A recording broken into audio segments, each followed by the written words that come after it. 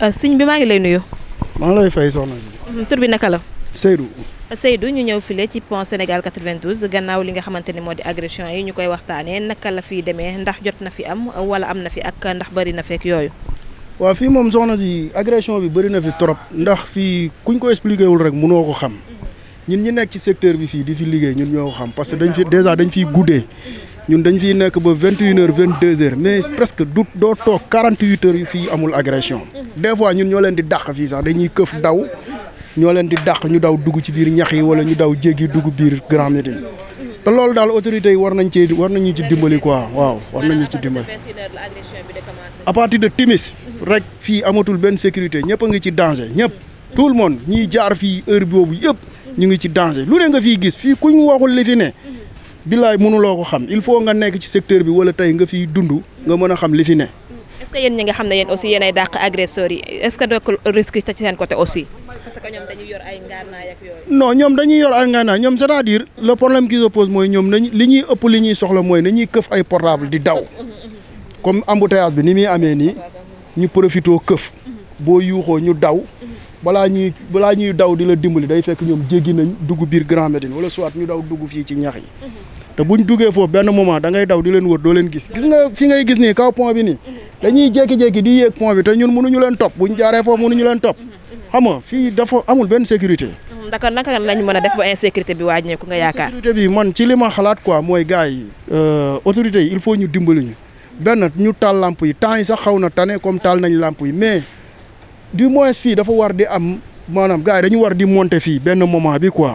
gendarme yi wala policiers yi ñu fiy monter di dimbali gars yi sax souvent ba benn heure bi sax quoi pour man mooy tane mais nii booy bu ñu fi gisul kenn lu leen neex la ñuy def ay dégâts yu ne la ñuy def ci secteur bi te loolu mën naa ñàkk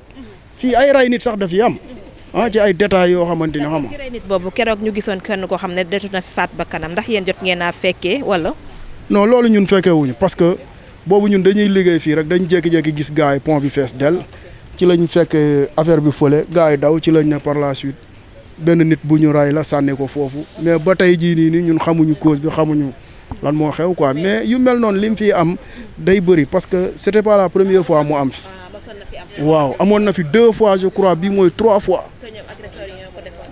waaw comme nii rek dañuy xëy rek fekk nit bu ñu sànni foofu doo comprendre xamoo guddi gi lay doon xamoo fajar gi xam nga yooyu yëpp aussi daf doy na waar daal. mooy sécurité doomu aadama yi de un mooy parce que nit boo amul sécurité amoo dara yow sa jëm bopp boo amul sécurité nan ngay génnee di dem di uti loo lekk wala loo naan loolu mooy pay buñ jógee foofu nag ñu door a wax ci dund gi waaw. agression yi dafa am fii fi ñuy fréquenté wala. non fii ay 15 man ñoo fiy fréquenté ay 15 man lañ fiy gis te ñu ngi côté bële côté stade bi nële boo jégee nële ay boo yoo xamante ni boo leen gisee presque ay l'âge de 12 ans 13 ans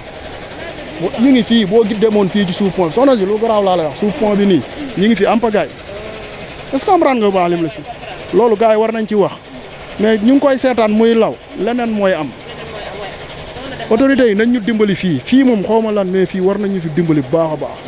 parce que fii moom insécurité totale moo fi am chaque jour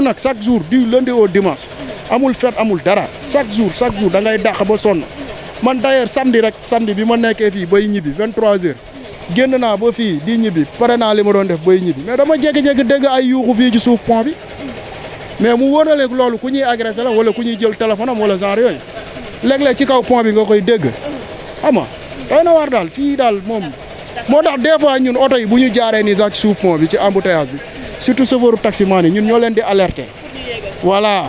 ñoo leen di alerter quoi parce que booy noonu la ñuy def boo leen gisee dañuy mel ni kuy dem